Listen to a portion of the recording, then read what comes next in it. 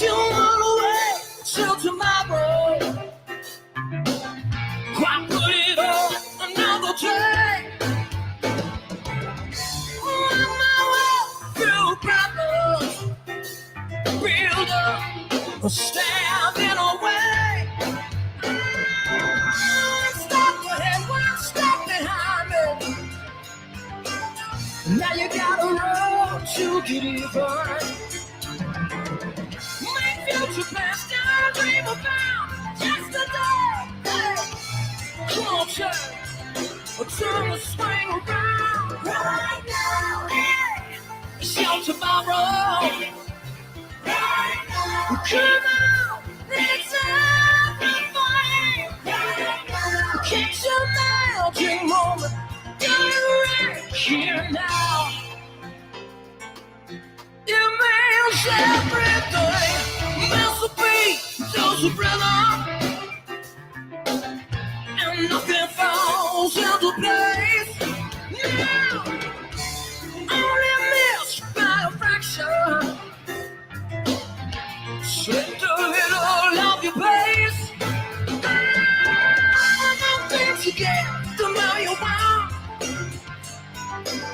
Just treat one for another.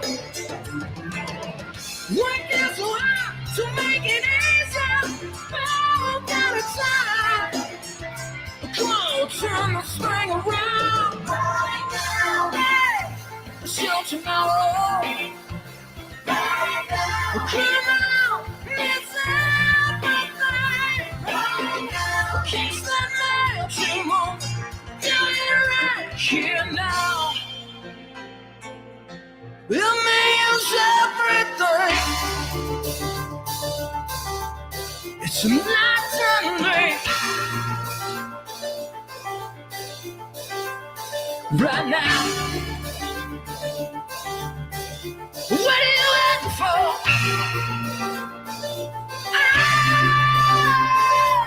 Yeah.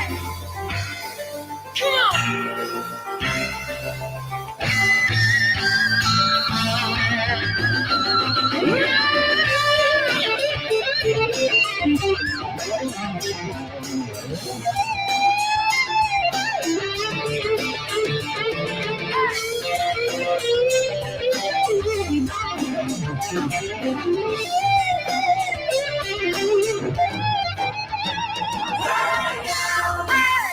It's your tomorrow.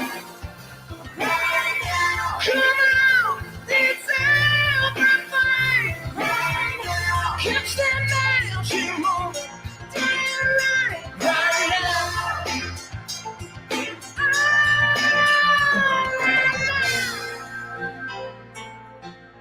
It's what's happening. Thank you now. Right now. It's right now. What are you waiting for? Tell me. Turn this thing around.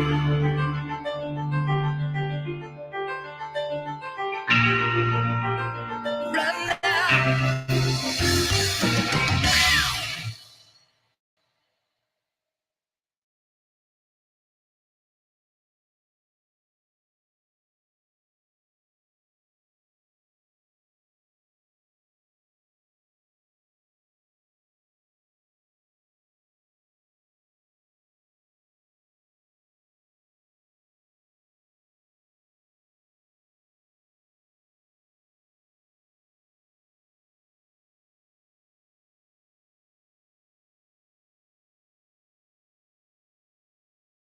Ah, okay. How's that? Because I unmuted my guest, and I hope that she's in there.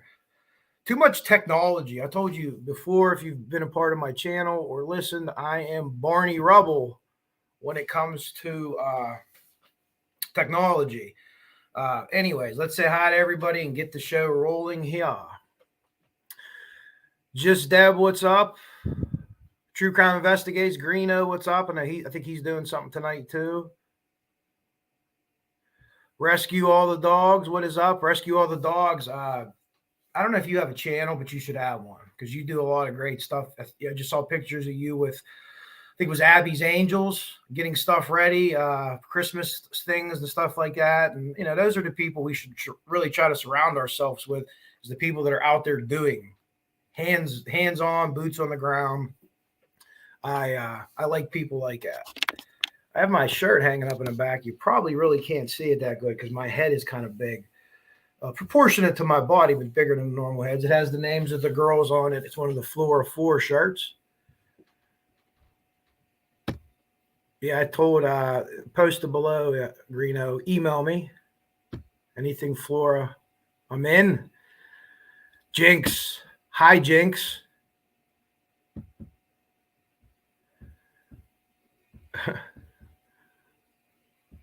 Yeah, Jinx is great with everything too. Jinx is another one of those people that does boots on the ground. Well said, Lisa. Or the deduction. Frank, what's up? I'm glad we caught you today. We were on your live last night, and I told my girlfriend this morning, she's not into like the true crime stuff. I'm like, man, we were talking to this guy, and then he kind of went away. I hope he's all right. But it was interesting. It was a good chat in there. And then we from there went over to the True Crime Investigates chat for a while, but I got tired. I watched the end of the football game. And then that was it. What's up, Tech Death? How are you? Great to see everyone here. Chopper. Having a bath with a hot chocolate. Weather has turned here in Pennsylvania to what it's normally like in November, which is rainy and cold. So if you have arthritis like me, it hurts. Phil Bond, what's up? How are you? Let's get to our guest. She's not on there anymore. I'm not sure what happened. Jinx, if you could reach out and tell her to use the link again. My guest was going to be, wait a minute. Let's see if this works. Let's unmute her and let's bring her to the stage. She is muted on her end. Wait a minute. She's not muted. Let's see if it works. Fingers crossed. Kathy, are you there? I am here. Yeah, I'm sorry you can't see me, but I've had a lot of tears today and I have a real ugly face going on. So, that's okay. Thank you so much for joining us, and thanks for Jinx actually facilitated it. She messaged me this morning and says, "Hey, I didn't want to reach out to anybody today. You know what I mean? But Jinx made it happen, so I'm really glad to have you here. And today, you know, we'll talk. It's been 7 years, obviously, since early this morning." And today I want to talk, where are we? Have we gotten any closer? Have we gotten any better? And I have some videos and some things to play for people. I have a lot of new subscribers since the last time I dug deep. So I just want to get the information out. And in my opinion, the more people that see the information, eventually we're going to get in front of someone and it's going to be like, wait a minute, hold on a second. Or we'll finally reach the person that knows and they'll come forward and talk. So that's what we hope, you know, someday the more that we get this out there, the more positive message that we spread for the girls in Gaylin, the more people will be involved. And I believe someday that someone will come forward, or, you know, the police will find the person that went in and set the fires. I believe that. Yeah, I don't think that you could run from something like this forever. That's kind of just like my moral thing. Like eventually you get caught. I mean, you can run, but something's going to happen.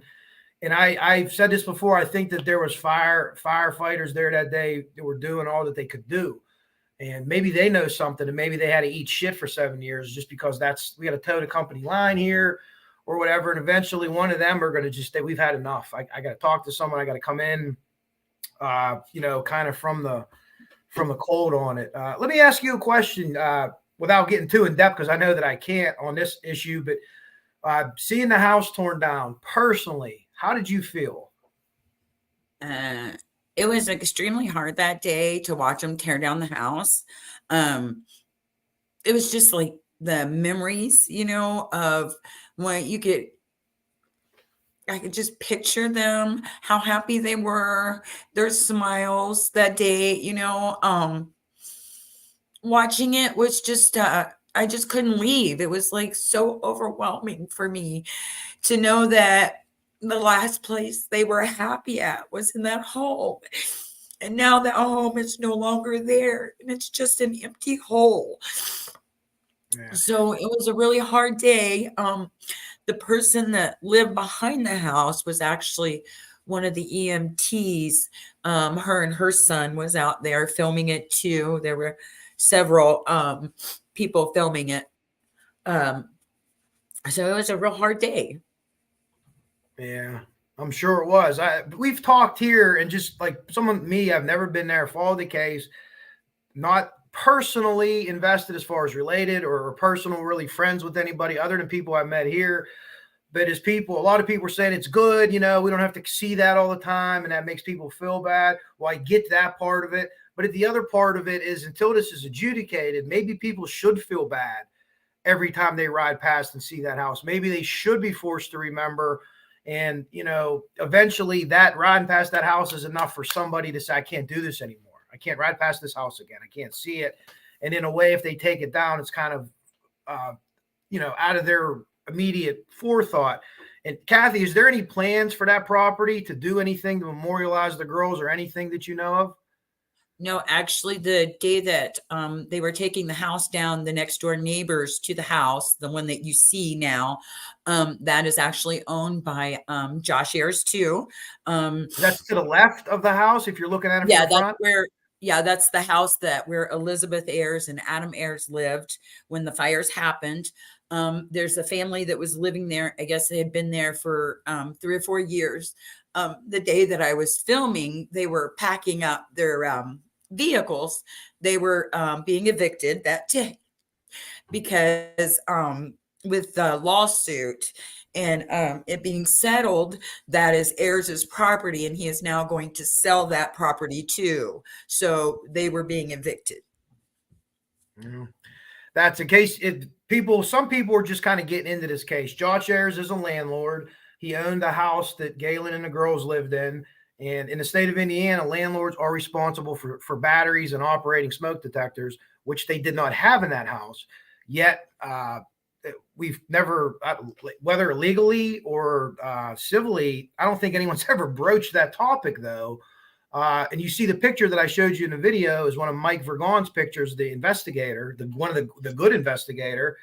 And plastic is melted, but it's still there. It hasn't disintegrated, okay? It's going to take a lot more heat to disintegrate a battery made of metal than it is plastic. And the 9-volt batteries don't explode like the lithium ions do. But even if it's a lithium ion explosion, I could show you where it's a lithium. I could show you how that's going to work. So there's no battery in a smoke detector found on the landing. I'm pretty sure it was the landing going upstairs. But that is the picture in the video that I showed you before. And I have a bunch of other stuff that I'll come up and show you. And Kathy, as we go into this, if it's okay, I'll pull up there's a couple interviews with law enforcement that I want to play early on stuff, and then some different pictures and things like that. And one of the things that I have is I don't know, I don't want to necessarily share it, but there's been people through the Delphi investigation, as crazy as that is, someone mentioned about, the mother watch the girls die. Well, I have her medical report, and she was intubated at the scene. And anyone that knows anything about medicine, if you're intubated, you are in a life-threatening situation. And it clearly was not the case. Most people know what she tried to do. And like I said, I've seen that 3 other times. Mom screaming in the street, her kids are in the house. 2 of the times we were successful. 1 of them we were not. And all 3 moms stood in the street and screamed in the exact same way. I had 2 white women and 1 woman of a mixed race.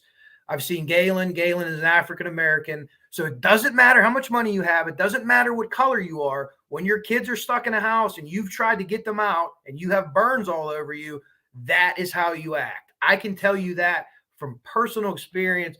That's exactly how you act. I've seen it before. So anybody that says anything like that is just, they're misguided.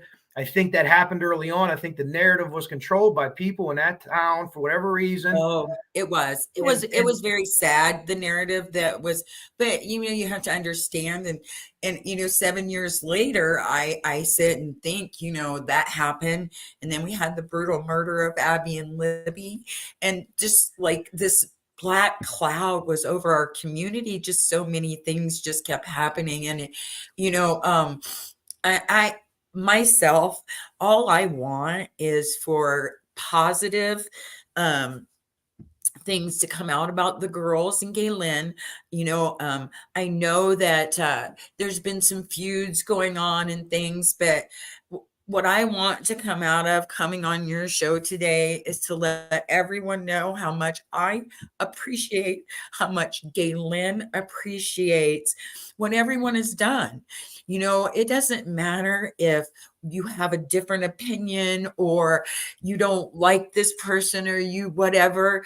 Coming together and showing support for Gaylin and the girls and to try to figure out who set this fire is all I care about. That's it. I care about nothing less.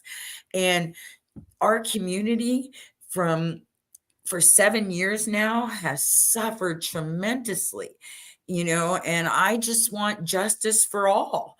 We went to that bench on Saturday or Sunday, and it has sat there for 6 years and no one in that town has cleaned it. No one.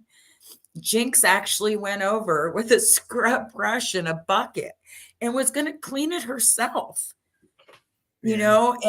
And someone in that town went by and, they're not from the town. They just moved there not long ago and saw her.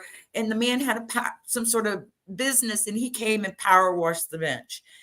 Yeah. They're the only ones from the community that showed up for our walk. Well, there was another lady. I'm sorry. There was another lady.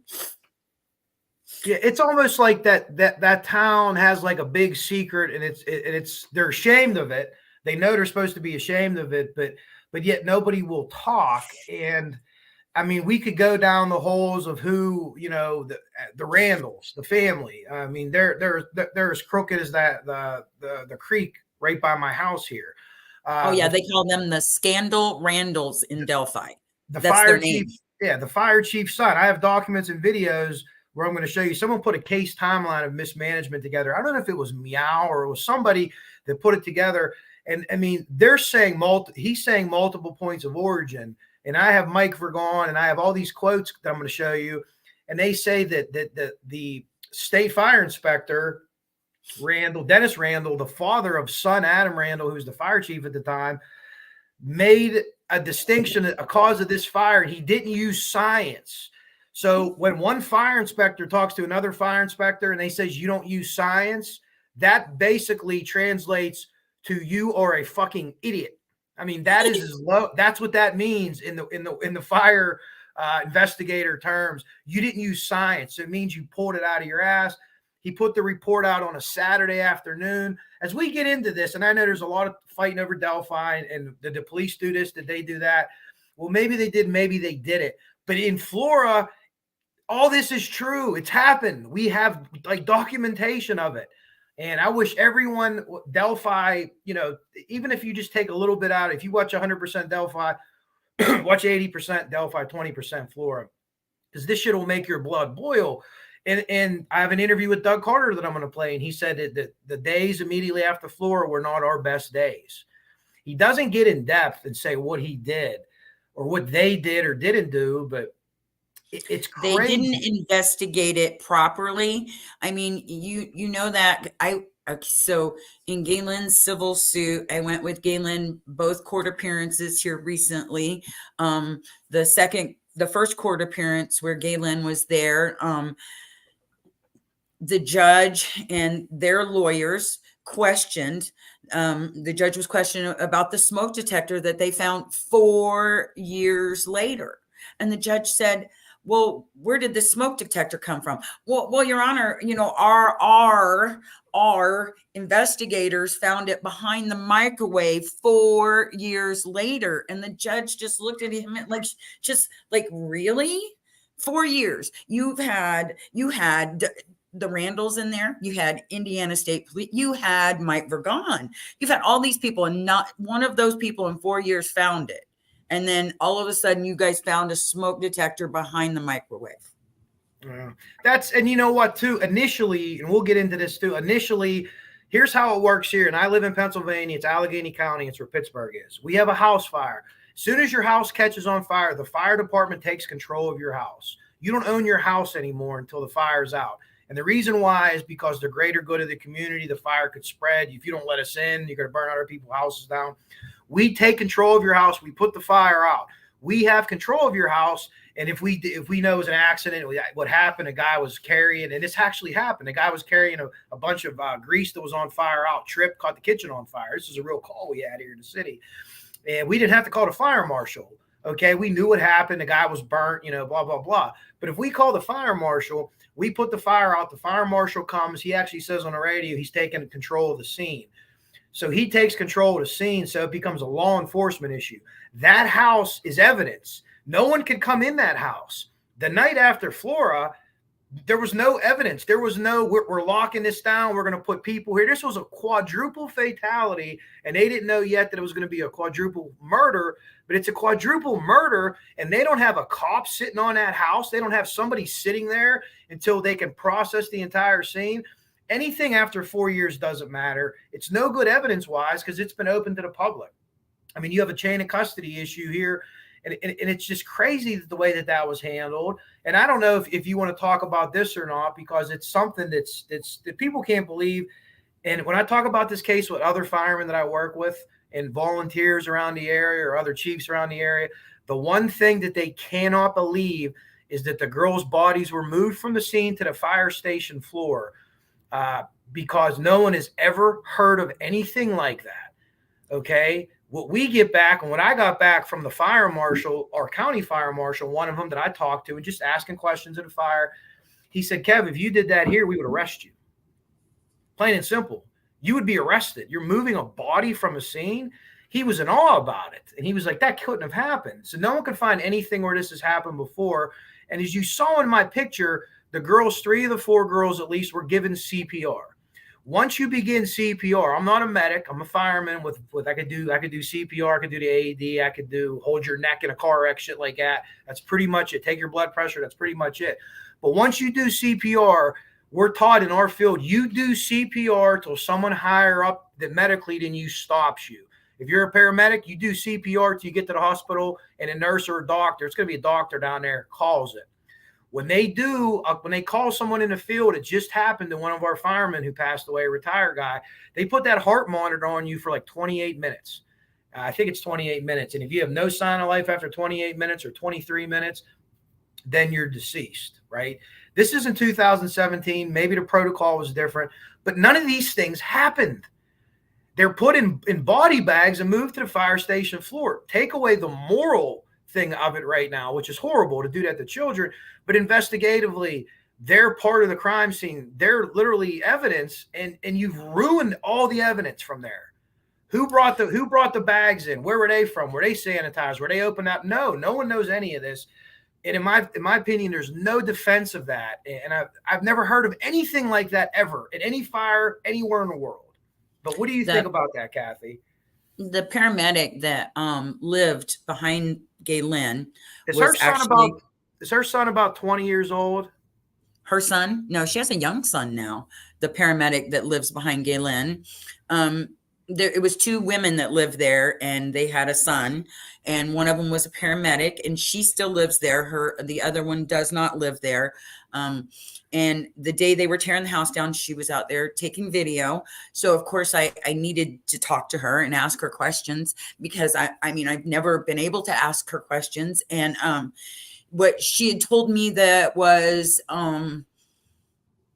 she worked on Drew Yoder, and that she does not know who gave CPR to the girls.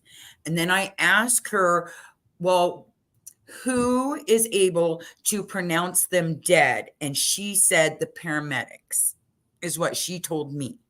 And I said, well, I just don't believe that. I said, can you remember when the coroner came on the scene? And she said, no, it was very hectic. And then I think I got a little upset, and I said, yeah, with everybody walking around doing nothing.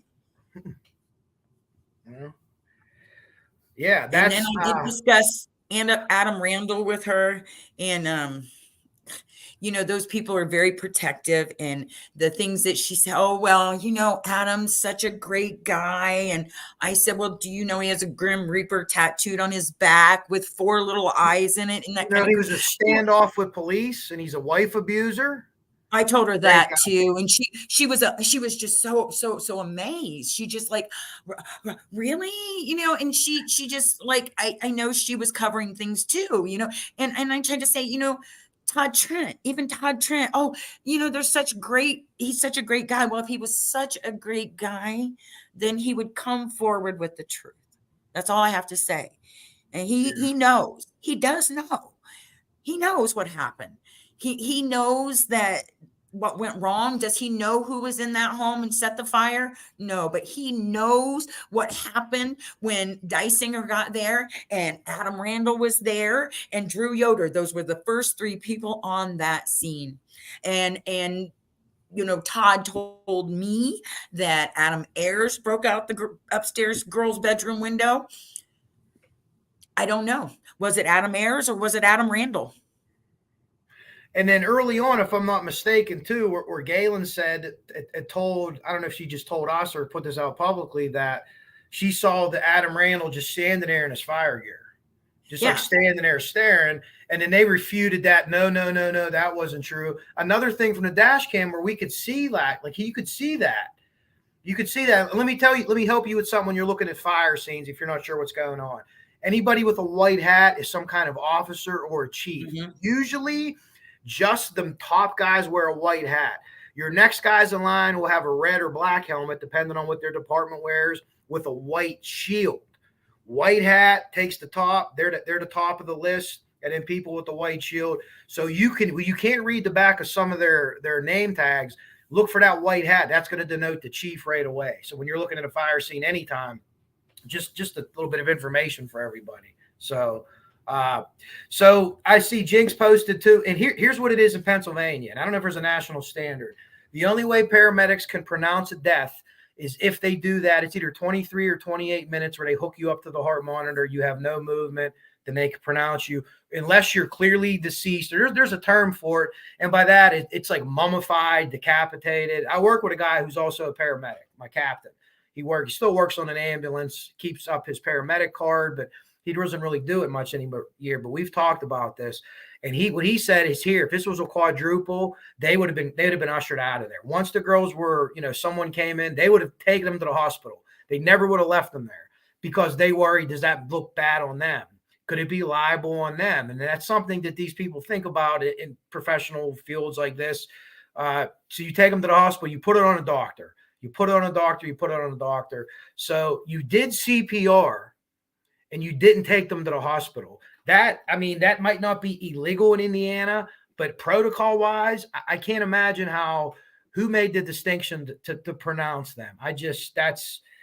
It baffles me. And I've tried to read the laws in Indiana and understand it. And well, I know that Adam Randall was definitely a paramedic because he worked for West Lafayette part-time off and on, and he was a paramedic.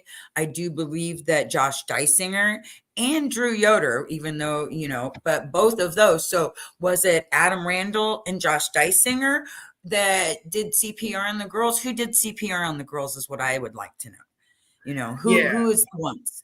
And there's no gag order on this case, right? I know, but they say there is. Our old buddy went and called and actually got a call back from McClellan, and we just, we couldn't connect him. And he was somebody that, that I wanted to help us out, but we just couldn't connect with his logistics and everything. But he was able to call. And so what people need to understand is the civil case, Gaylin might not be able to talk about. I don't know how much you could talk about it, Kathy. We won't even discuss it. But on the murder case, and murder stays murder. Remember, there's no statute of limitations. This is a quadruple homicide at 7 years old. So they could charge on this 50 years from now. But there isn't, and I see Mar puts up here that there is no investigation, and that you could be right now. Because Kathy, do you have any proof right now that there's any active investigation going on, or do you know anything of an active No, not that I know of. There is no active investigation. No one is, for what I know is there's a lot of excuses. The only one that I know that they keep repeating and repeating is they need to talk to Gaylin. And so after 7 years, you didn't talk to Gaylin. So move past that and do something different. Yeah. Well, the thing is, and I was talking to Meow about this too, and I don't know what you would have to say about it, but one of my things would be, and I told Meow this, I was like, why don't have Gaylin call Doug Carter himself? Hey, this is calling office. This is Gaylin Rose. And his secretary will be like, yeah, right. No, this is. Let me verify it. I want to talk to him, and I need to talk to him now. If what he's saying publicly, like he said up to a couple months ago when he said Gaylin wasn't a suspect, if he's saying that, then he's going to take that phone call immediately. Right? You would think he's going to, if he's not available immediately, he's calling her back immediately. And correct me if I'm wrong, I'm not saying that she's called him, but she's reached out and hasn't gotten any response from ISP. Is that right? That Gaylin has reached out to ISP? Maybe her or her family has said, hey, reached out to ISP to talk. Is that correct? There's so much misunderstanding about the whole ISP thing. I don't think, okay, so can I just kind of start a little story from the beginning? Okay, so the morning of the fires, I remember I woke up at 4:00 and I sat up on the bed and I was sitting there and I turned the TV on. It was either 4 or 5. I just can't remember. And then Fox 59 came on and the house was on there. It was live. It was a live picture of Gaylin's house. And I sit there and I said, I know that house. I'd only been over a few times in the house, and then the phone rang and it was Jackie. And she had already left her home from Delphi and was heading to Flora, screaming on the phone to me, they're gone. They're gone. And I'm just trying to understand what she's talking about, looking at the house and, they're gone. The girls are gone. And I have to tell you, by the time Jackie got there, which I know she probably drove 100 miles an hour flying and probably tried to kill everybody on her way. They already had the girls gone. They were gone from the scene, and Gaylin was there still in the ambulance. And Jackie was screaming at them to take her to the girls, and they wouldn't do it. They would not take Jackie to see those girls. And so they took her to the ambulance to Gaylin. And at this time, they had the thing in Gaylin's throat, and Gaylin kept trying to tell Jackie they're gone, and she didn't know, what was going on and where the girls were. And then they just took her away. And then, Jackie called me, Kathy, come help me. My God, I don't know where the girls are. And they took Gaylin. And I got up and I got dressed and I drove myself to the hospital, and I sit there with Gaylin's grandma until Jackie could get home and put clothes on. She was in her nightgown on the scene, the woman. And, I get there, and when Jackie came, they were still working on Gaylin, and there was people that come, and the news people were outside, and in came a fireman, and he wanted to know where every electrical appliance was in the house. So he sat between me and Jackie, and he drew out everything, the refrigerator, the microwave, everything. Jackie told him where everything was, everything that day of the fire. Okay. After he left, Jackie and I were able to go back and be with Gaylin, still out of it with a trach down her throat and tears running out the sides of her eyes, still just crying. You know, and all we could do was hold her hand. And she just has never understood how the place she moved her girls to be happy could turn out this way. She just doesn't understand. And she has spoke to the Indiana State Police. She has spoke to the fire marshals. She has spoke to this detective. She has spoke to that detective, ISP. Okay. Just because they flew to California, where she was. They did not call her and say, Gaylin, we want to come talk to you. They did nothing. They hopped on a plane. They flew to California and they came to her job. Her job. The girl worked 3 jobs in California. And when they walked up to the counter, just so happened Gaylin worked with her mom. They said, oh, Mrs. Rose, we're with the Indiana State Police and we would like to talk to you. And she turned and said, well, I'm Mrs. Rose, but I'm not Gaylin. Okay. So Gaylin's scared. So Gaylin's thought then was, oh my God, they're coming to arrest me. You know, so her family is protecting her from them. She doesn't want to talk to them. She does not respect them. And I can't change that. I just can't change that. I think it's safe to say, and this has been my opinion for a while, and you don't have to comment, or you can if you want, but I think early on, and I don't know how long it lasted, that the police thought that Gaylin was involved. I believe so too. And they didn't get past that for 7 years. Yeah, and you don't go to someone's job like that and show up. You want to catch them. If it's a suspect, you want to catch them unaware and you want to catch them not prepared for an interview so you can gauge that initial reaction. And that's what they did to her. Yeah. And after that, I mean, look, after they did that to her, she was just not, and it enraged her family that they did that, because her family had tried Jackie for years and years, contacted ISP all the time to find out what was going on, what were they doing, this and that.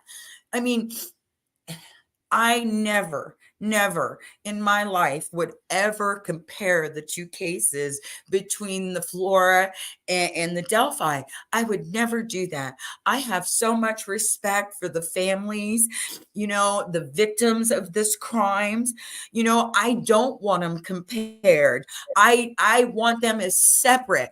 I want justice for all the families.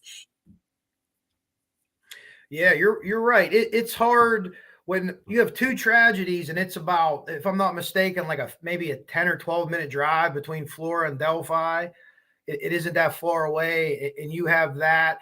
And then you have, and I know that you're, you know, I don't know how into the fire deaths you are countywide, but minors, especially minor women, the death rate is like 300% above the national average in that county. And, you know, we could dovetail off. We're not going to do it today with Stephanie Thompson and everything else like that. But there's so many. There was the young man that they found in Flora, died of a heroin overdose, and his family died in a fire. Was it Logan's? I'm not even real sure. Yeah. But he was found in Flora and he was dead from a heroin overdose. And it's just really strange. Everything's strange. I don't understand.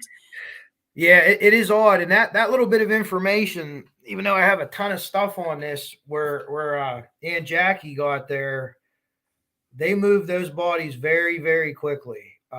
That's odd. We had, goodness, it would have been, I think 2015, we had a guy was over a money thing, lit a roll of paper towels on fire, threw him in a house, killed a mom, 4 kids, and a wheelchair-bound dad, all in the same scene. And those that happened at night, and we assisted the county coroner in removing the bodies, which was, you know, hey, you want to talk about that, but those bodies were there in the house in place for probably 6 to 8 hours while they did the investigation. The last thing they did Well, the next to last thing they did was remove the bodies. Then they took pictures. They took pictures with the bodies and then without them. They were in the house. You know, there was no attempt at saving them. But what happens is when you take someone out of a house and you put them and you work them, you leave them there, you don't move them again because the condition of the body, different things, you know, you don't want things to be contaminated or touch other areas. You only set them right here. You didn't set them here 3 or 4 different places. And that's all so important to the cause and everything like that. Or not necessarily the cause of death, but is there any traces of anything? Did something happen beforehand? And, you know, talk about the Randalls. There's arsonists in their family. Oh, yes. In their family. Michael. And, you know, however you feel about whoever started it or whatever, we have accelerant hits in the back mudroom.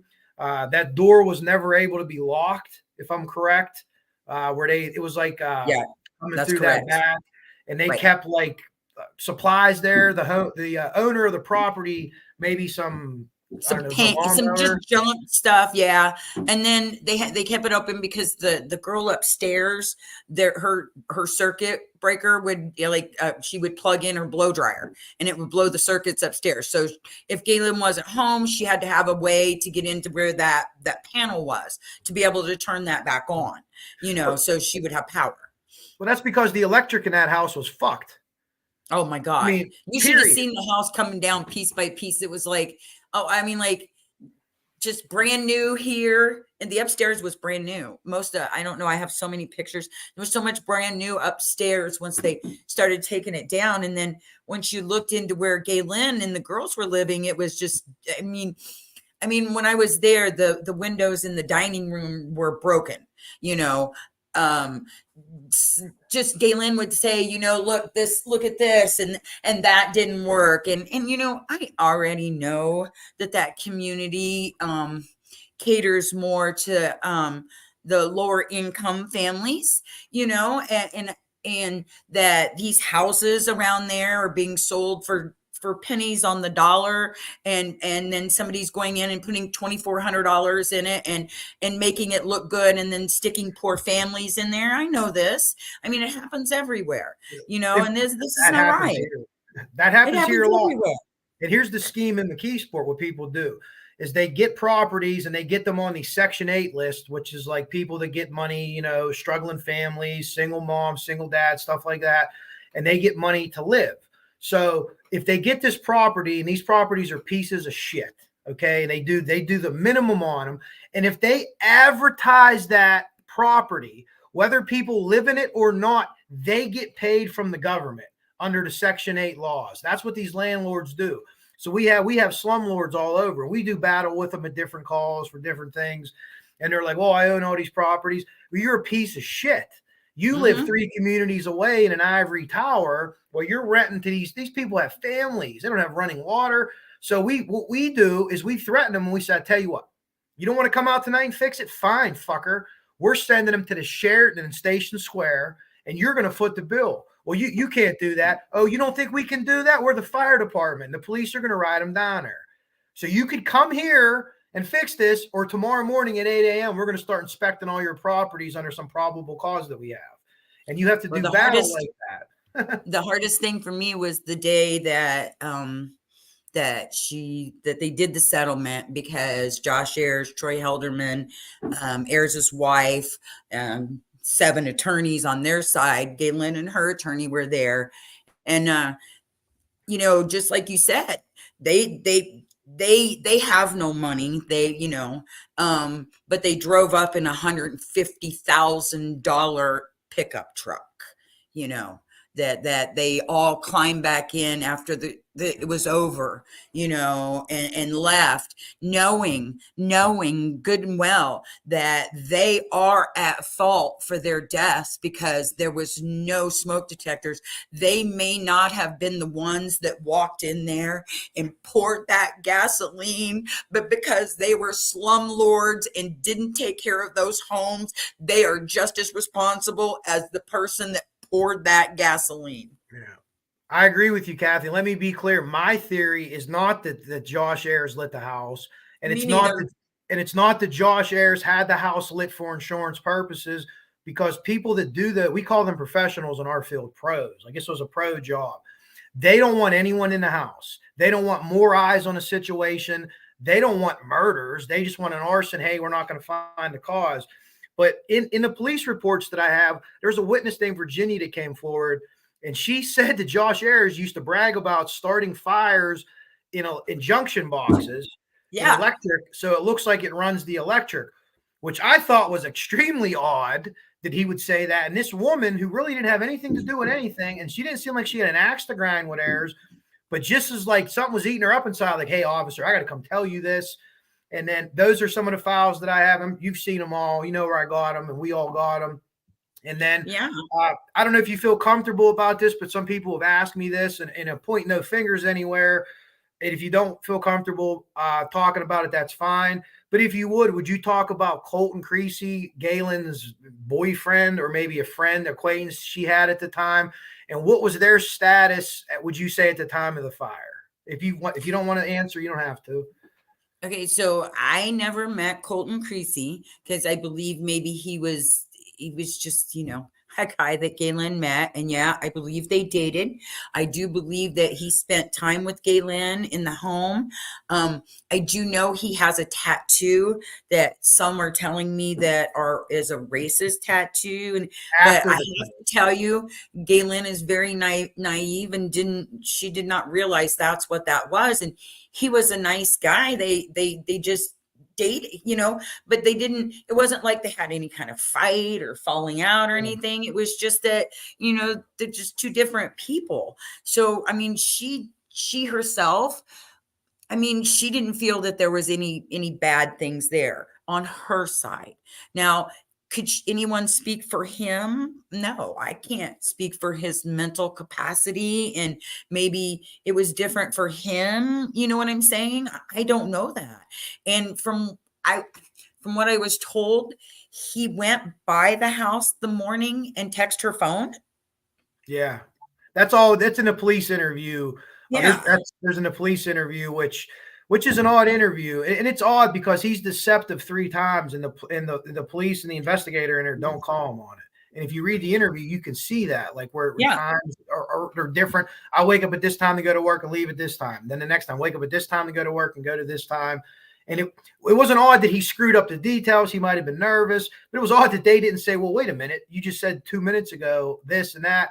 But that's a whole nother thing, I guess. I was curious. I'm not really sure which Barney Fife in that town was interviewing him. I'd have to look back at the names are listed in there. Their names are listed in there. Yeah, Barney Fife. I know. I probably know which one you're talking about. But the thing that I've spoke with Todd Trent before, and just like you were talking about with Josh Ayers, he finds it strange himself as the fire chief that there's that many fires that Josh Ayers and his companies, he finds it odd too. So, and I've always had people ask me, who do I think did it?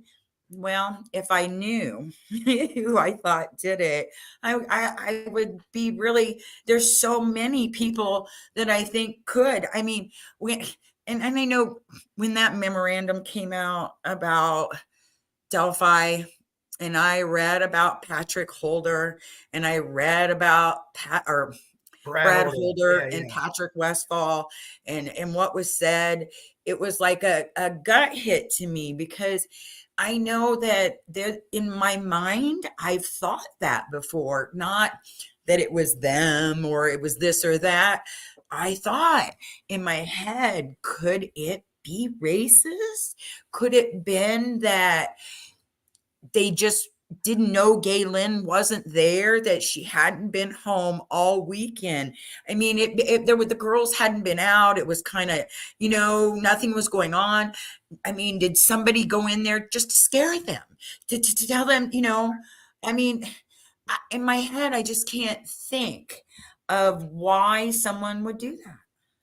I think something like that's afoot. When you talk fire, kind of psychologically speaking, but not always, you're looking at a cause. You have a cause. You're in your whacked out redneck mind, you're cleansing the world of Black people because you're mentally insane. Or Jilted lover will burn clothes. I've seen that. Hopefully they take the clothes and throw it outside, but I've seen people burn people's clothes in a house and catch the house on fire. So those are the two things that I thought of motive wise. Again, the arson for hire or for the insurance scam. Could there have been a mix up where they didn't think they were going to be home or not? But yeah, I mean, there was a lot of big insurance policies on that dump, which kind of surprised me. And it was paid out. I don't know if you want to explain that or you understand that, but in Indiana, you could have assurance on a house that it's burned down with arson and still collect insurance money. Right? You bet you can. How the fuck? Hey, look. Hey, this one amazes me too in Indiana because my next door neighbor a couple of years ago, 2 or 3 years ago, had a fire in his garage. And it was a undetermined fire. I mean, because all it did was burn down the garage, but it melted the siding off my house. And because it was undetermined, his insurance company wouldn't pay us because it was undetermined fire, because they couldn't figure out, and it's legal in the state of Indiana. If it's undetermined, his insurance company didn't have to cover it. Yeah, that's insanity. That's absolutely insanity. The state of Indiana has the worst laws, I believe. When it comes we're finding to that out, aren't we? The state of Indiana. Sure. We're all a little bit. We're all after this in Delphi. We're all kind of like a little bit legal experts on the state of Indiana. And I say this one more time, and I'm going to play some videos and stuff. Let firemen write the laws, right? Firemen will be like, yeah, if you kill someone, you go to jail the rest of your life. That's the law. With nothing else in it. End of story. All this bullshit. Let firemen run the country. It's like that commercial. You guys want clean water? Yeah. Okay. Clean water. No, none of this bullshit back and forth. Get stuff done. We like to get stuff done. Get back to the fire station so we can drink coffee and swear. That's what I tell people I do all day when we're not at calls. We drink coffee and swear. So I have a couple of things that I'm going to pull up here, Kathy. Okay. So let me get to my share screen here. A couple of things in my email that I'm going to pull up. And just give me a second. Last couple of times I tried to do this, it has been a mess. So please bear with me. Did I leave the screen? Okay, good. We're still up, it looks like. I'm just getting to my email.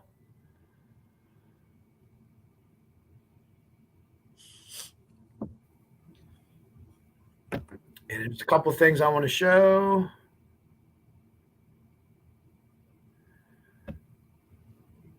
And where?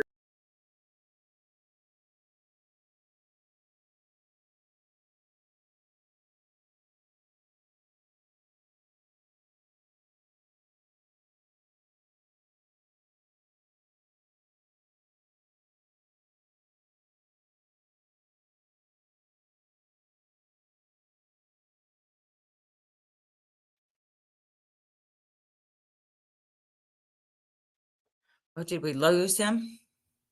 Here, I'm busy texting. Sorry, guys. Oh, well, while he's not here, let me think. Rescue All Dogs, I just love you. Thank you for coming the other day. Jinx, thank you so much for everything that you've done. Oh, we lose you? Oh, no, you're okay. I was busy. I didn't realize you were gone, so I was busy thanking everybody. Randy and Thomas. Keep talking because okay. I was just thanking all of them for what they did, on Sunday. I mean, it was amazing. I mean, I'm so grateful for the YouTube community. If it wasn't for them, nobody'd have been there. I think we lost him one more time. Oh. I can't. Oh, yeah. Shit, Kev's gone. I read that. Oh, okay, I don't do good solo. I did watch a beautiful video today that was created, I believe, by Indie Archives for the Day of the Walk. Indie Archives, Thomas, Jinx, and Randy Gravitz. It is awesome. You guys should go watch it. It's very heart-wrenching. It's a great video. Chris did a really good job. I'm working on this here. Oh, you're fine. They keep telling me we're losing you. Shit, Kev's Yeah, gone. I'm popping in and out because I'm trying to get to my email. When I go to my email, for some reason, at the very end, it's kicking me out. So I'm trying something else because you know how technologically savvy I am. Oh, yeah. I have a hard time. I actually bought a new laptop here and got that all set up so I don't have to work on my phone anymore. Yeah, every time I'm working to bring this thing up here, we keep leaving the StreamYard thing, which is on a different platform altogether. So I don't understand Uh-huh. why this is doing this to me today, because there's a couple of things I wanted to show everybody. And cancel. What? I mean, Mandy Rose, what is she saying here? Bueller? Oh, hold on. Do I have it? All right. Let me just get back to my StreamYard now. I have it pulled up here, but now, God, this is driving me nuts. I used to be able to do this real good, and then the last couple of times I've had some issues. Oh, yesterday I came into work and for some reason my Outlook email wouldn't open, and I worked at it all day long yesterday. It was very frustrating. Let me get here and see if this works. If not, I'm not going to be able to do this again today, guys. I apologize, but I will share it. And he's gone again.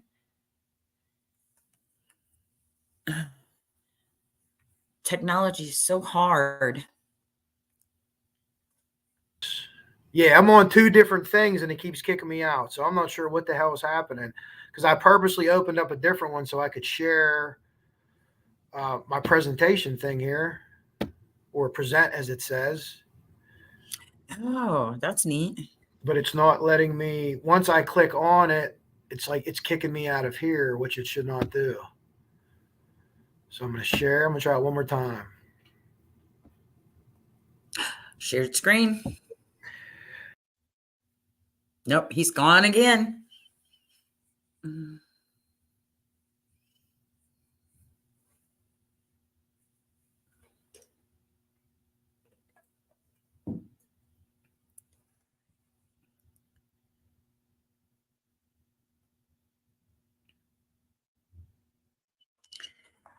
Oh, I guess I better start paying attention. Kev's gone, and I'm not sure what to say. Ask me a question, somebody. Anything? Sorry, guys. I don't know what the hell is wrong, but I'll get it figured out. Is there a link I can put in your Discord? I could put this in there too, Jinx. Hold on a second. Give me 1 second. I'll tell you what. I'm going to put all these in the chat. Give me 1 second real fast, and I'm gonna close up here since I can't play none of my videos because I'm a goddamn Barney Rubble when it comes to technology. My kid's upstairs taking a nap after work, or I'd have him come down because they are the experts, and that's who I go to with all my questions. So I got some things coming at you here. Where are we? There's one. They're different videos. They're different interviews. And they're very good to check out. None of them are mine. I was just going to play them here and give credit, so I don't have to worry about that. The last one it's actually going to be the first one I'm posting in here is the one where the detective says we have very good, persons of interest. There's number one coming at you guys. There's number two. Here's number three. Again, these were the things that I was going to play, but I am too stupid, apparently, to. And I never had this problem before. I was able to play stuff before, but I got 2 more things here. But go check them out. And like I said, I always say with my Delphi talks, I do it here too. I go to the old stuff. There's a ton of good information in the old videos. So, without being able to show you anything, I wanted to show you. And again, my email that I use, Kevlar148 at gmail.com. I have a Hotmail one too. You could send them to either or. If you want any of this information, it's all open. I will send it to you. We have a Discord thing. Jinx, I don't know if you could find the link for the Flora one. I'm going to update it today, and then I could reshare it too on my page, on my community page. So I'm sorry about the things. Two lives ago, I couldn't play something. Last live, I could. This live again. So I apologize. But we're right in an hour, Kathy. I'm sure you have things to do today. Oh, that's fine. I wanted to answer Lisa's question. She said it would be nice if the land were donated for park space. Lisa, I would love, if I was rich and I had the money, I would definitely be buying that and making a memorial park for the girls. I mean, I really, if I had the money, that's exactly what I do. And I know it's going to be up for sale soon because they have to sell it to be able to pay the settlement. And the other thing too is someone, and let's be honest, it's probably not coming out of their coffers. There's not coming out of their bank account. They'll have insurance for this or things like that. Be really nice for the landowner, which is heirs, to say, okay, you know what, we're going to get rid of this house next door, but this area here, I'm going to donate this to the city. He could use it as a tax write-off, and let's put a park here in the girls' honor. Basketball hoops, whatever it is. So when people ride past that spot, they don't forget, but there's also new hope. You see kids playing there now. There's kids playing. Remember what happened? It was terrible, but there's kids playing, as opposed to a vacant lot. Where in that area, Kathy, it could be a business. They could throw a business up there, like a goddamn dollar store or some stuff, because that's like in the middle of town, right? Well, I mean, we do have a dollar store every half mile. Well, so do we. There's never enough. But I mean, so I'm not really sure if they need one of those. The only park that they have in the community is outside of the community. I mean, it's more out towards the fairgrounds. So yeah, a little park with some swings, basketball. I've always wished that somebody that I could have found somebody, important or a star, somebody that, would get involved in this case and help us. And for 7 years, I begged anyone. Yeah, that it would be something, because when I first heard it was getting torn down, when I was talking to Jinx, I was like, the city better not be paying for that, or the township. I always say city because I'm in the city, because Josh is that on a township commission or board or whatever it is. And I was just hoping there was no back way being done where they would pay for the demolition somehow, where people run some kind of games like that. That happens around here too. No, I think Josh Ayers and they had to pay for the demolition of it. It didn't take them long. I mean, everybody at the Climate Tech behind me, they were all outside watching it being torn down too. Yeah. Well, we did a Flora week this year around Mother's Day, which was cool. A ton of creators came in on it. There's rumblings of maybe doing another one coming up here. That would be great. I could not make the trip this last time. Randy's thing that he had, I wish I could have, but I certainly plan to come out in the spring. So before we get off here, can I just let everybody know that I've been working with Meow, and we have a website that is the flora-4.org. And today we're working with some creators that she created merchandise with their channel stuff on it. I don't know everyone, but I know. Oh, is that what she was doing? She messaged me about that, and yeah. I thought that she wanted just for me to like sell my own channel merchandise. No, like, I think she was very subscribers. Oh, I didn't know what she meant. She was very confusing. I don't know that everybody could understand what she was doing, but there was a few of the creators that did understand, Rick Okay. Snay and some of them. And what she I did did was get is confused. she created apparel with their channel information, what they wanted in designs. She created a design. They gave her the okay, whether it's a sweatshirt, a bottle, or whatever it is. We put it on our website, and it's under the merchandise under flora-4.org, and you will see everyone else's merchandise. Some of the creators are donating all of the funds to our foundation. Some of them we're doing half of the funds they're taking, half of the funds we're taking, but we're only doing it for like a month. It's like a fundraiser that we're doing. And then it kind of helps some of the other creators, get their merchandise out there too under our name, but we created it for them. It was her ideal and I let her run with it.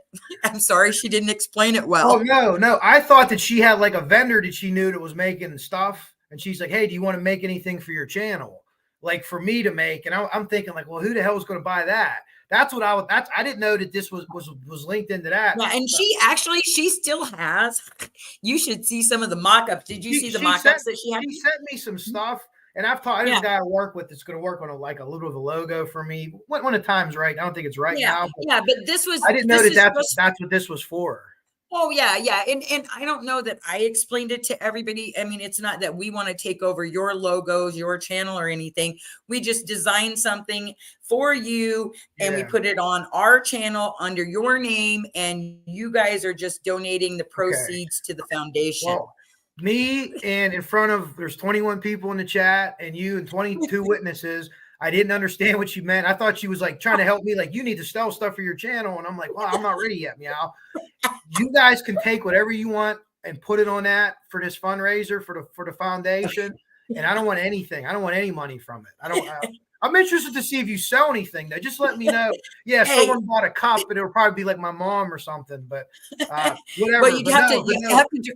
Oh, and please send that message. You can do it. You can use whatever you want to use for me. You have my permission. I don't want any money from it. And see, it was such a great idea because then this way you can tell your family, hey, I got a Coach Kev shirt. On this website. Well, you go get it for Christmas, or there's a true crime design shirt. Don't buy it for me because I got some jag-offs, as we say here in my family. Here, I got your coffee mug with your name on it, you idiot. We're just looking for different fundraising ideals and things like that. And that was one she had. And we're looking for anybody that has any fundraising ideals to help us. And, we're totally committed to the foundation. So, and just trying to help women and kids. That is, in the girls' name. That's very important to me, Gaylin and Tara. Yeah. And you know what, too? That's like, you have all the Delphi. Before we get out of here, I just want to say you have all the Delphi stuff right now, and it's like holy mackerel, where people are losing their shit on either side. And to see the names on there, and like I said, if you want to put mine, I throw mine in. I didn't understand what she was doing. Put whatever you want up. I don't need to be involved in whatever you think, and don't send me any money. I'm just interested to see if anyone buys anything. Just let me know that. So that's the deal officially here. We'll. Pinky well, I'm not going to lie. Today, when she launched it, we did have 3 purchases so far. Good. So, Good. So I'm it wasn't wow. That wasn't like Rick Snay buying like 3 of his own things or anything, was it?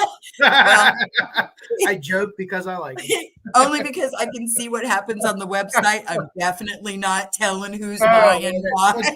The only thing I ask, if you buy your own stuff, I won't tell. Oh, I won't be. Don't believe me. I don't want to see my face or anything else any more than I have to. But no, we're not going to do your face. Whatever you want to do, you have the permission. Do whatever you want if it's for the foundation. I thought she was like she had a vendor that she was like, hey, maybe you want to make some stuff. And I'm like, oh, who the hell is going to buy that right now? I mean, maybe someday they will, but. Everything that we're doing is through our foundation, through the website. So we're Gotcha. able to do it through the website. We just pay extra to be able to put merchandise on there and different things. So yeah, we're kind of learning and going through it. But Mireille is awesome. She created that whole website.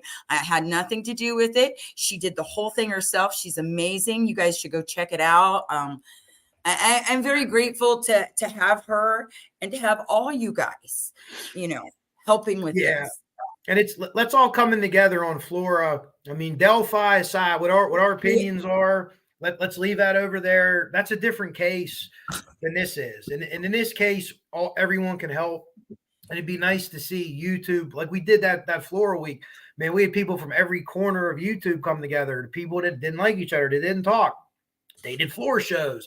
You know what I mean? And that's the progression I think that we should try to have in the true crime area. Because after Delphi, I mean, I haven't been around for the other cases. The people, Madeline McCann, I guess, was real bad, and other ones. But Delphi is going to carry on forever, man. No matter who they put in jail, there's going to be one side that says they got it wrong, this and that. Florida doesn't have to be that way. There could be a definitive answer. You know.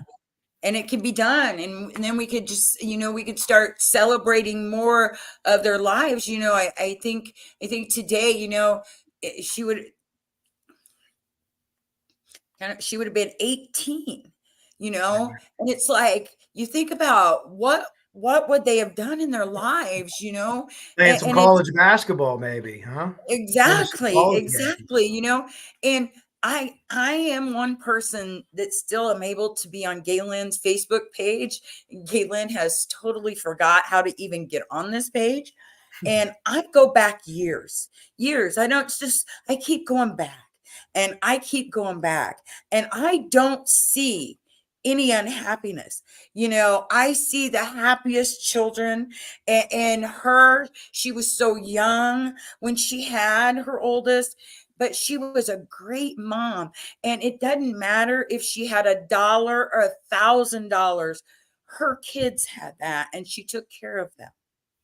Yeah, you can see that in the pictures. I mean, they glow, and I think that's another reason. Once people start investigating and they see the pictures, you're like, oh shit, like I got to know more about this. What happened here? Why aren't things being done? Or what, but we keep pushing it. Hopefully there's a way to facilitate something where like, we could get on the same level with Gaylin, her family, and the police. And, I've talked to Meow about this. Like, I would love for her to be able to talk to Drew Yoder. Even if it's them I two would in love the for her room. to talk to Drew Yoder too. And if because I thought Drew Yoder would want to talk to her, I would facilitate that, because that is one man that she knows and she watched on the video that did everything he could to try to save her girls. So I know she would talk to him because she knows he cared. and she knew him before. Yeah. They were friends. You'd see the girls would wave in the police car and the girls would wave back, right? Well, Gaylin got pulled over by Drew Yoder when she didn't have any driver's license. And he was in her dad's truck, and she had Piddle with her in the back seat. And she's like, a little girl had just such a smile. And Drew just, you take that truck home, Gaylin, and don't you drive that no more. And she didn't. And then Drew would come in the gas station. Just, they had just that. They weren't friends, but he would look at her, and it's awful, because I know there's people that really want to speak out. I know there's people that want to say something, but I think it's the same thing in the Delphi case. There's so many people that just want to speak out and say something, but we just don't. Yeah, I don't. I think with Drew is people are like, listen, you just got to be quiet. You did a great job, and just you have to sit back. But I just think that if he would see her again and they would just be able to talk, that there's that mutual like respect for each other prior to the fire. And there's people that attack Yoder, but if you watch the video, I mean, that dude's going balls to the wall. He's doing things he should not be doing. You should not have an air pack on without your full turnout gear. I mean, but he did it. And I think he did it because he knew them. And he liked seeing them. I can tell you I've had that anonymous letter Yeah. since 2017. It was gave to me by the news stations. I read it and I read it and I read it, and I hated Drew Yoder at the time. Okay.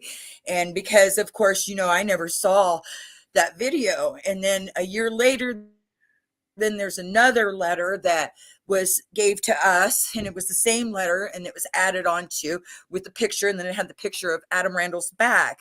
So see, for years I hated him. I thought he was the reason, and that letter said he was the reason.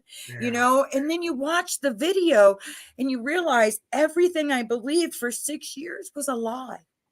Yeah. Was a lie. Was a freaking lie, because he was a hero. He was an absolute hero. Yep.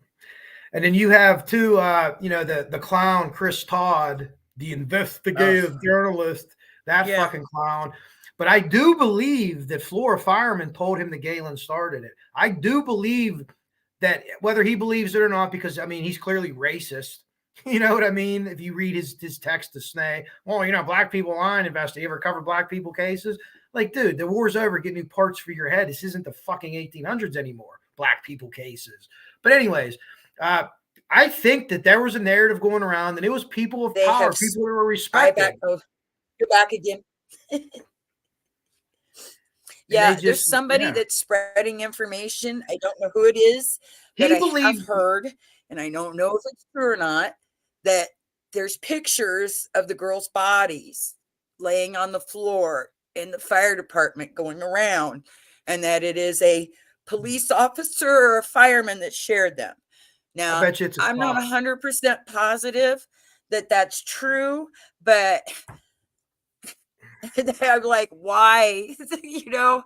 It's a morbid thing, and you know what? I'm not saying firemen don't do it, but I know a few cops. They've long since retired, but they would have, like, in their phones, suicide, shootings, and they would just take a picture and just keep it. I don't even know if they would do anything with it, but it was like a morbid, weird thing to do. But yeah, I mean, I just wonder how they were able to keep that tied up and tight like that, without that getting out. But that screams cop to me, but I could be wrong. I mean, someone says that there's a police officer that's in that Chris Todd or whoever that guy is. I don't even know him, but he, and like he said that Gaylin went to the gas station and has a gas can on video. Yeah, Gaylin didn't have a key. They didn't trust her with a key. Are you kidding me? All that's total bullshit. Well, they didn't give her a key. She went down there and waited for them to open the door. And those gas pumps weren't on after a certain time. So that was all a lie. So, that's the same thing, in both the cases. So it's such misperception of, when some person says something and then it's just spread and now it's the truth. Yeah. Okay. And in a lot of ways, Kathy, us that live outside of the Florida snow globe know more about what's going on in Florida than the people that are inside. And that's crazy, but that's like they're in this bubble and this narrative was formed. And how many people to the day, and I'm not a fan of Patrick Westphal or his ideology or his small brain. No.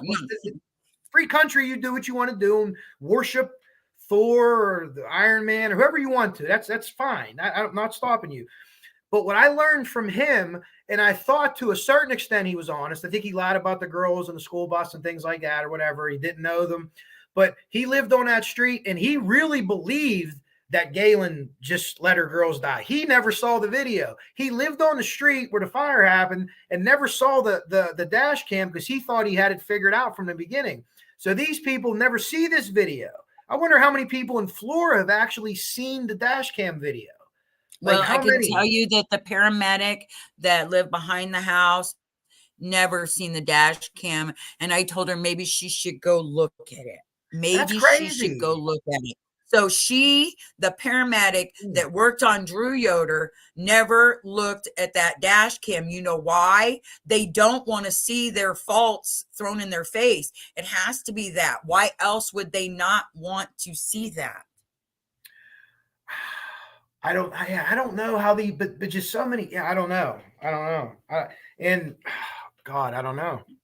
Yeah. No, I can tell you half of I'm just telling you, most people haven't seen it.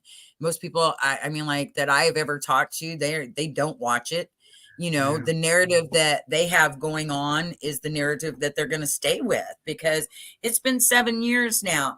I mean, I still have the case with the attorney general where I filed for the money that we raised because that was wrong. You know, we only raised money for 1 year. They asked us to shut down the committee. It stayed in a bank for another 4 years, and the Flora Community Club, they just took it. I do not believe, yes, we said after 5 years we would give it to the fire department, but in my belief, I thought we were going to continue to fundraise for 5 years, not 1 year and quit.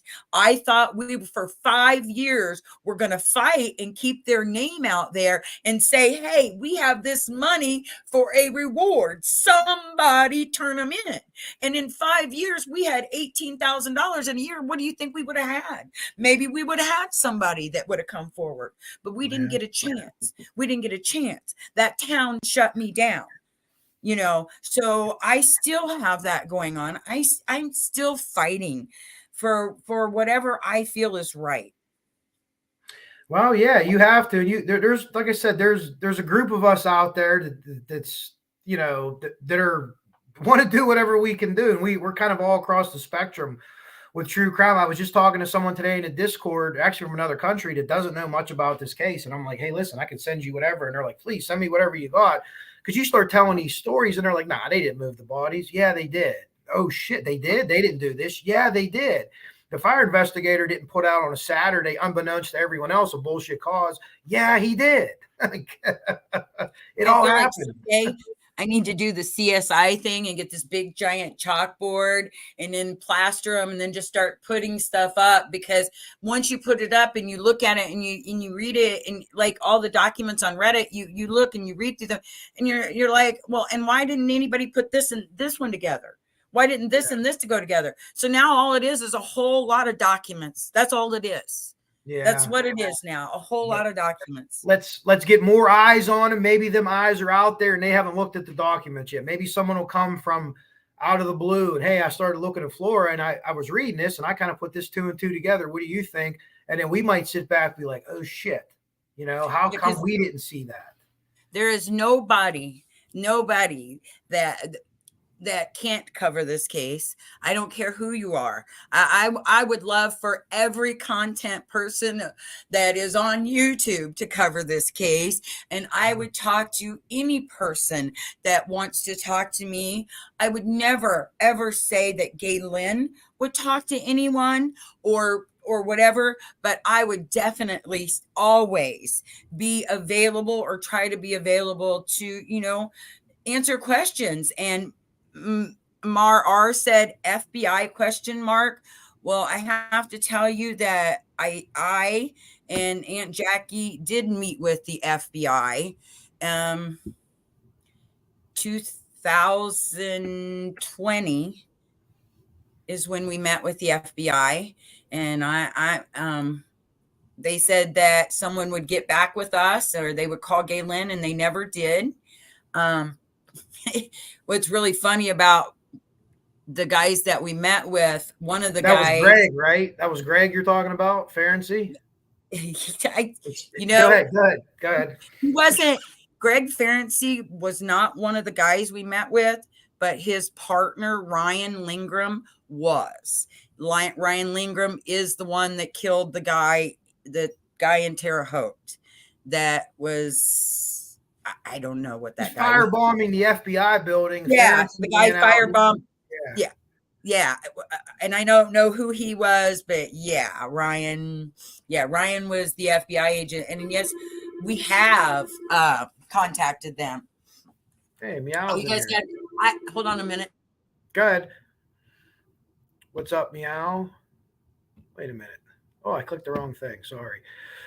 Yeah, so those of you that follow Delphi 2, Greg Ferenczi with the 2 other officers wrote the Odinism report, as it's called. But they worked the Odinism angle. Whether you believe the Odinism angle or not, they worked it. And then yes, they did.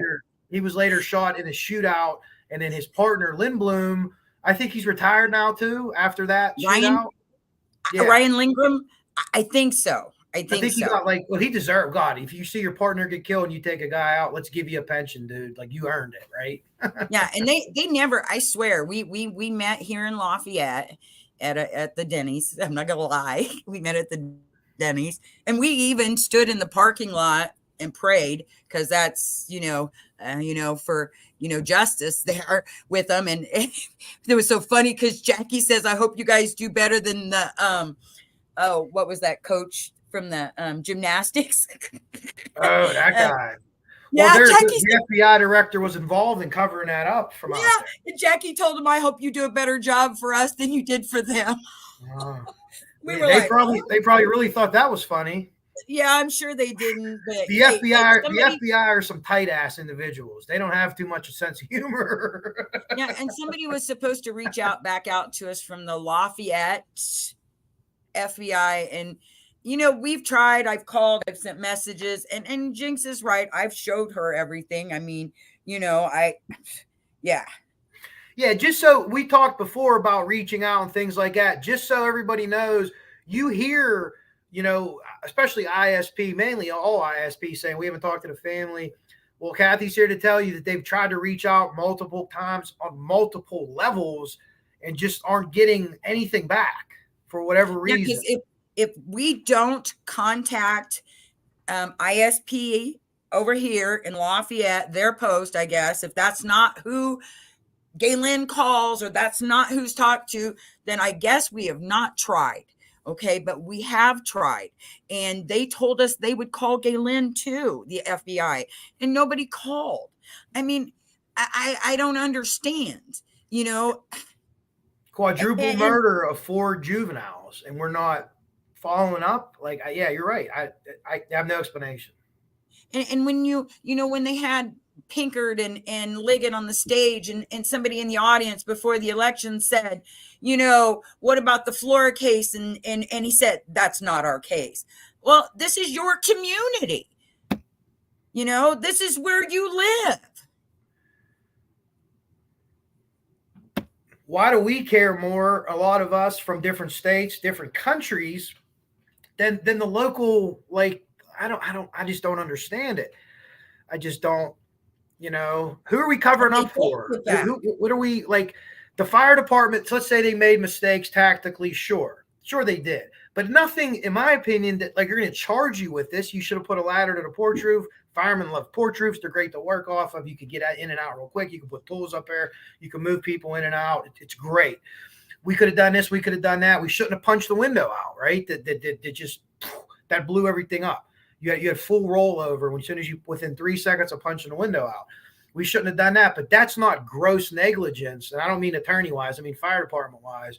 We're protected under a Good Samaritan Act. As long as we're trying and we don't do something absolutely crazy and insane, we can't be charged. So I don't think that they're covering up for that. I think they're covering up for maybe they know someone's involved in starting this. And why did Doug Carter say, I don't think you meant to kill the people in the house? I don't think that was your intention. What does that mean? Yeah, what does that mean? My dad, I mean, I'm 50. I'm old. My dad was a volunteer firefighter in Indianapolis, and we watched my dad carry out a young girl from a fire, and it was the worst thing I think I've ever seen.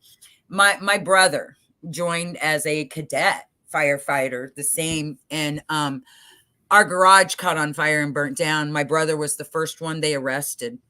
Oh, he was a cadet firefighter. That's the first one they looked at. They say, somebody said, oh, yeah, it was him. That's why he joined the fire department or whatever. So, yeah, he was arrested, put in juvenile. Oh, yeah, it wasn't my brother. He's not the one that did it. But so, okay, Adam Randall and the Randalls, they have a large, I mean, was it Michael Randall, I believe, that tried to kill his grandparents? Kill his grandparents, yep. Mm-hmm. Sure. Yeah. It's what's their power? Like, who are they into up high that kind of like not protects them, but like the wife kind of got off with a wrist slap. Dennis Randall made the worst fire determination call in the history of fire determination calls. And all he did was step back and resign and collect a pension. Like, what's there? Like, who's his daughter claimed to be kidnapped. Yeah. And they had helicopters.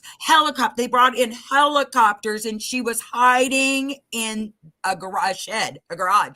Helicopters. Who paid for that? It wasn't the Randalls, and nobody paid back Gene Randall's. I mean, that none of that got paid back. None of that got paid back. Those attorneys are still owed that money. You know, don't ask me. I wish I knew why they're so high up. Yeah. Boston Christian's made a couple good suggestions, splash pad or something for the summer. The other thing, she had something else, just some really good ideas. If you get a chance to read in the chat, you know, I was thinking maybe I not up to us, but maybe we could say, hey, you know, we could talk and go to you guys with a bunch of ideas, and you can walk it up to the town and say, why don't we do this? Or maybe I should start do a GoFundMe and start a GoFundMe to buy the property. Well, tell the township to buy it off of Randall, or not Randall, but buy it off of Ayers. I'm sure Ayers will probably get over market value, and then the township or Ayers give us a break, sell us the lot to us for fucking $20,000. We'll improve it, and this is what we're going to put on it, and it's going to be at least a nice remembrance. I'm sure it's only going to go for $1 or $2. Oh, really? Well, I don't know. A lot of properties are going to go for really low money. Well, then give it to them then. And then, if we have to do something to raise, maybe we need X amount of dollars for playground equipment or something. Maybe we can find like a Home Depot or someone, you know what I mean? Or people, it's a company called Kaboom, and they deal with Home Depot. They've built playgrounds here in our town because our town's really depressed. But there's programs like that. Maybe there's something that we can do where at least that land, if something's on it, we'll always remember why it's vacant and why it's there, because of the girls. 100 years from now, when the playground's there's a plaque. Oh no, someone walks up, oh, 4 little girls died. That was terrible. That happened 100 years ago. Well, here, we're at the playground now, but you have that memorial, yet there's hope. You kids running around screaming, that the typical thing that you would see. Didn't they file for grants for the Abbey Libby Park too? There's got to be something. There was stuff involved, and I think that if I'm not mistaken, Mike Patty got Caterpillar to kick in a bunch because he works for them, the people at his work. And I think they just had a lot of donations. Now, the Colts came in with money. Jim Irsay came in. Pat McAfee came in. I actually tried to reach out to Pat McAfee because he's from a town that's about 30 minutes from me. We tried in the beginning with Asha Hassani. She was the reporter that worked for Fox 59. She's the one that just in the beginning, she would go and do interviews with the Denny Randall was on his lawnmower, and she got him, doing an interview. Oh yeah. I remember that. The governor was at some sort of reception or tea, and she got him, and she was so good, and I hated seeing her leave, but she went to the Pacers and she went to different things. The thing is you have to remember, in the beginning, the narrative was the mother did it. So nobody wanted to get involved. Now it's 6 years later. Yeah. Now 6 years later, Doug Carter says, oh yeah, we never thought the mother did it. Huh? Thanks. Because we got no support because of you. We got nothing because of you. We got shit on because of you. Yeah, I certainly think that the police early on thought that, and maybe it's here's your good old boy thing linked to this. Oh yeah, the firemen are talking, the police come in. Oh yeah, we know it was the mom. We know it was her. Blah blah blah. And then instead of like really investigating and pinning people down and digging deep, they kind of go through the motions, and then they come into the case jaded, like, well, they all think it was her, so let's just it seems like it was her. I've seen people comment here with some racism stuff on the side. Could it have been racism? I certainly think that she was treated different because she was a black woman. I think she was treated differently too. Or maybe being a black woman would be even worse than if it was her uncle or her dad, Tracy, or something like that. But you're a black woman, and you're dealing with some of these white men, not all of them, but some of these white men, some of these police officers, certainly Dennis Randall, looked down on, in my opinion, women and all people that aren't white. To me, I think that it certainly is involved in this case somehow. Certainly. Exactly. I think so too. And look, people people say that the community is racist. I don't believe the whole community is racist. I believe there may be some racist people in our community, which makes us look completely bad with the things that have happened. But do I believe everyone in our, no, I don't believe that.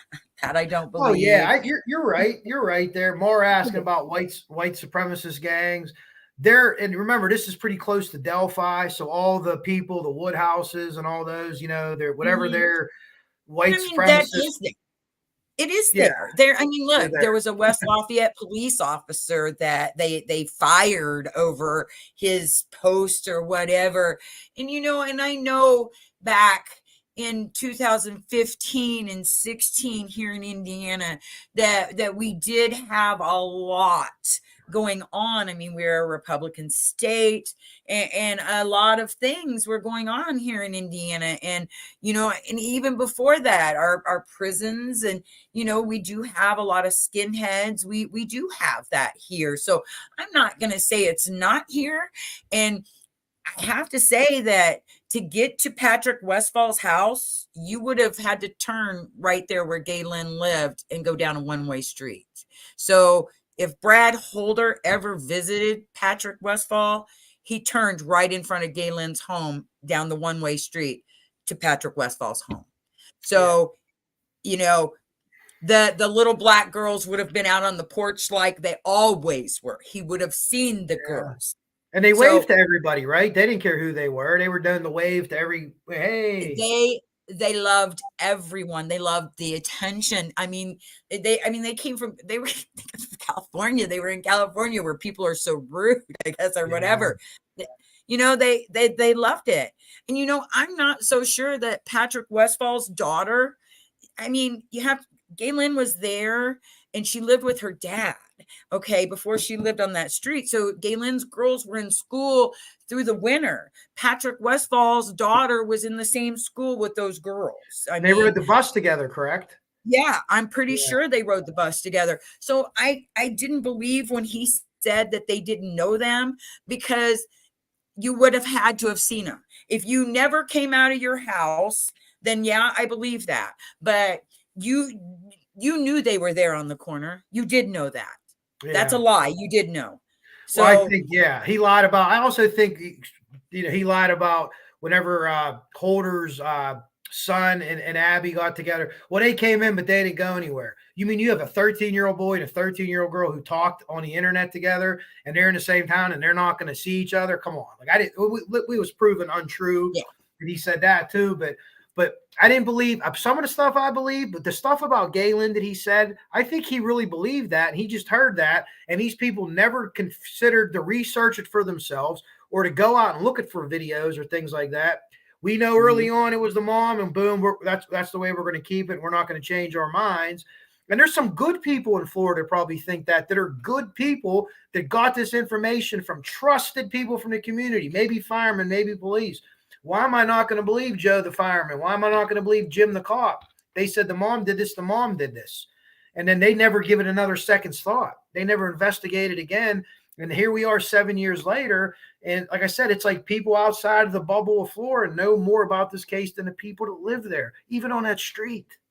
Well, what I want to know is that big memorandum came out and mentioned the girls. So did anybody go talk to them about what came out in that memorandum? Did anyone go talk to Patrick Westfall, get an interview? I mean, about the Flora girls, not Delphi. You mean the police or? Yeah.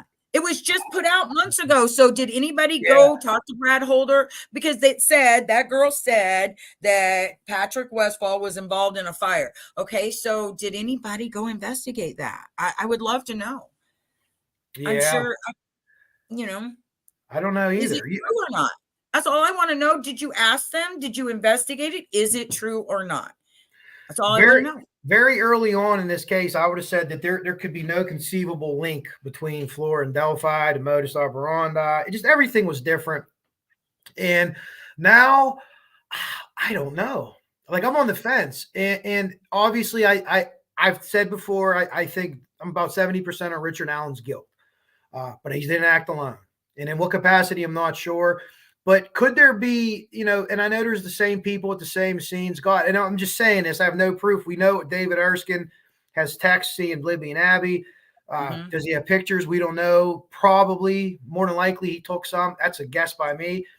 We know he was there at the fire scene. What if he has pictures of See, I Libby wondered and that Abby my own and self. of the Flora girls? What if he has Yeah. pictures of both of them? Exactly, because you don't know who's telling the truth, and you don't know who's lying. So I always get so confused. I try to not think that they were ever involved. That they are two separate cases. And for 6 years, I've fought they are two separate cases. There is nothing that has involved them until that memorandum came out.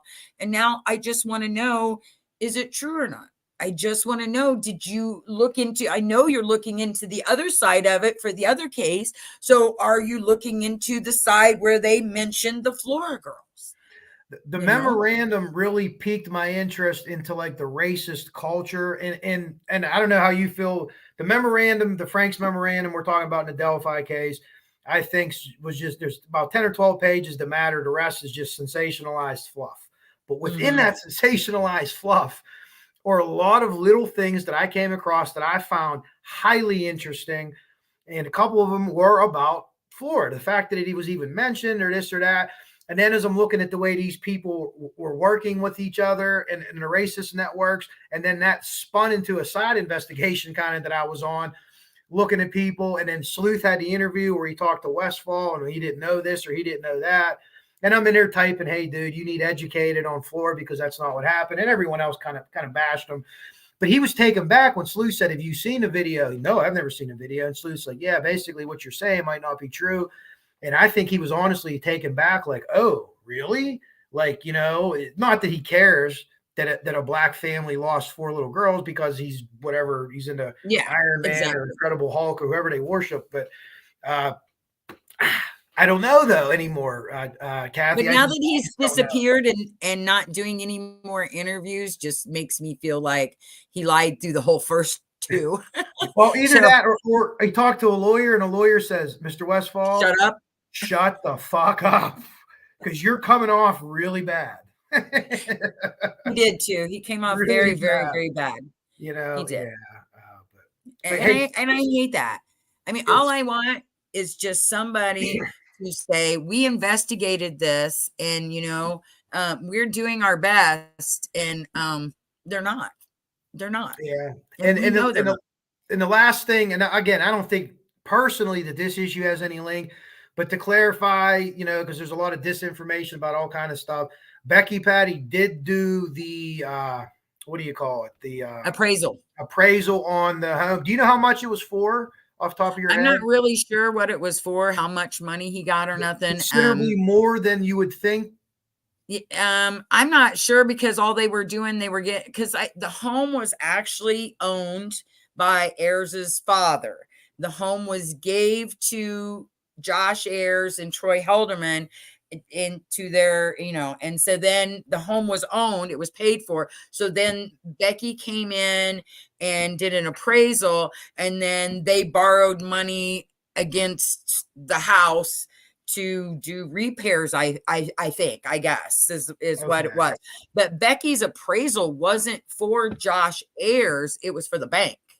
For the bank. The actual bank loaning the money. So it wasn't like Josh Ayers didn't hire her to go there. The bank did. Yeah. So it wasn't like Josh Ayers called, hey, Becky, I need you to do, because some people were saying that he would use her and she would overinflate prices. But from what I understand, that Becky had a pretty big area because there wasn't too many appraisers around there. She would do some traveling to different places. Do I think that Becky did that? No, not really. I don't think so either, but I'm glad that you said it the same way. So hopefully we could kind of put that to sleep. Yeah, I hope so too, because I don't think Becky's that kind of person. And actually, people, if you're intelligent enough, you would just go find somebody else and get fair market value for your home.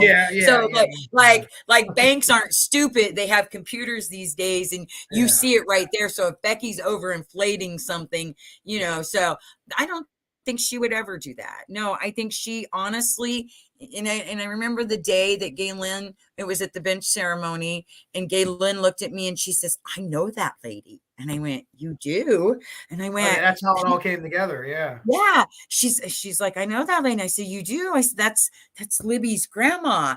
And she's like, look, I mean, because you have to know that Gaylin wasn't following this case. Gaylin, when these girls were murdered, Gaylin was not even looking at the TV because of everything about her. I mean, so yeah, she had no idea who any of them was. And she goes, well, I know her. I'm like, how do you know her? She came in, knocked on the door. Gaylin was asleep on the couch, and Gaylin got up, and Becky said she was there for appraisal. So she let her in, and Becky appraised the house. That's exactly how it happened. Exactly. So a lot of people just like they take, oh, Becky appraised the house. We're gonna make a big rumor about it. Nope. That was it. When you look at the broad strokes, Becky appraised the house. David Erskine was on the video of the fire. He found maybe in the party to find the girls. I'm not even sure about that anymore. I don't know, but it's a small town thing. I'm not from a small town, so I struggle to understand that. Well, why because we don't have a lot of people on the fire department. I'm pretty sure we're calling it mutual aid department. Yeah, I mean, all over. I mean, these guys have jobs. I mean, full-time jobs, and most of them work daytime or, and they're asleep during these hours. And when that goes off, it's whoever hears it. My best friend, her boyfriend, her husband, he was a volunteer there for Delphi, and his stuff was right beside the bed, and it went off and he was in and gone. So I guess it just depended on, and like David Erskine, I don't know why people think he had anything to do with it. I'm confused on that one too. Yeah, I just think because he appears at both places, and again, people were like, "Oh, the crime scene leaks. They were debunked." He wasn't debunked. People saw 2 pictures out of probably 2,400 pictures. So who knows if the girls were covered with lead? Who knows any of that? Not to go into Delphi there, or to make fun of him. And Anna says that people took advantage of him early on, like they pumped him for information, and he was trying to like do the right thing and say, "No, this is what I found." But in the end, they kind of like got over on him a little bit. And in the beginning, I have to say, a lot of people got over on a lot of people in Delphi. I can tell you that in the beginning, people were joining groups, and then all of a sudden, they were talking, like even the Flora groups and the Delphi groups, and we've had the people in Delphi were like, oh my God, they were astounded at what people were saying and blaming the, it was like we had never experienced any of that. We never experienced having to go on and defend ourselves against people we don't even know. Yeah, that's a whole nother sad topic, but that's in the beginning, that first year, I felt like, and I could send you stuff. I was on there all the time yelling and fighting and defending, and and like your fingers are and you cry and you're so tired of just defending it, and you're like, God, people, we are real here. We're real people. We have real feelings. I get everybody is trying to figure out what happened, but they didn't have to tear us down as a community to do it. Yeah, I agree with you wholeheartedly. Definitely not. Mommy Wolverine asked one more question. Did anyone notify NAACP or Oprah? I know the NAACP was in on it, but I don't know that they followed up with you guys or not lately, or no. I think what happened in there, I think the Indiana State Police got to him and said the mother did it, and they I was just going to say that. Yep, I was just going to say that. Just telling you, I knew that's what happened. Look, here we hold hands here. Doug Carter, the Indiana State Police, and Dave. Everybody has a hand to hold. Okay, whether it's the governor, whether whoever it is, and I'm pretty sure that somebody got to them and said the mother did it, and they backed out quickly. I agree wholeheartedly. I believe, as soon as they had the interview and everybody was there, within 10 minutes, Doug Carter's calling one and had them all out there rebuting every bit of what they said. So, yeah, I know what happened. Good point. It is. It is as plain as day sometimes.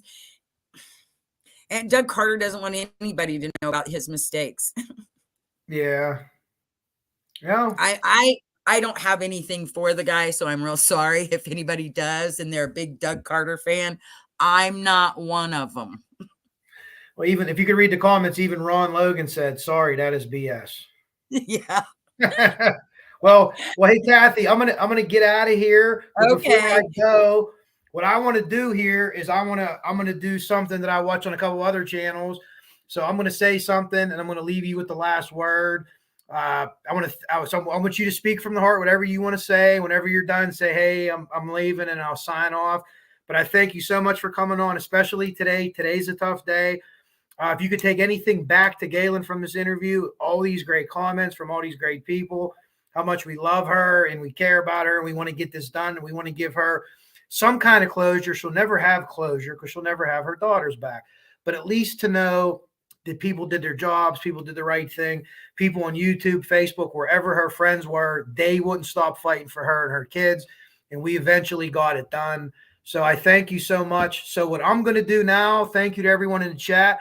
I'm going to bow out off the screen and I'm going to give it to Kathy and let her say whatever she wants to say. And at the end of her talking, I'll go ahead and end the stream, everybody. So, Kathy. I want to thank Coach Kev for having me on and just let me talk candidly about Gaylin and the girls. I want to thank everyone in the YouTube community for surrounding Gaylin and us with the love that you have. I so appreciate every one of you. I always thought that the people that would always stand behind me and help would be the people of the community, the people that went through the tragedy, but I have found it is you guys that have stood behind me, and I appreciate it, and I know Gaylin appreciates it. And bye, guys. Merchandise. Thank you, and have a wonderful day.